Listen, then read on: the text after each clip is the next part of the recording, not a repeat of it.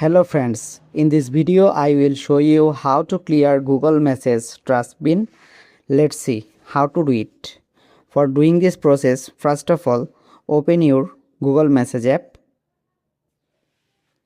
Tap on profile icon in the top right corner.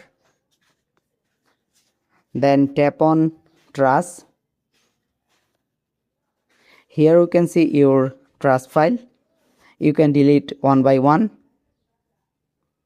Select your message, or you can tap here delete icon, and here you can see remember this is permanent and cannot be undone. Delete all. Tap on delete icon and see you have successfully cleared your trash file. Thanks for watching. Subscribe for more updates.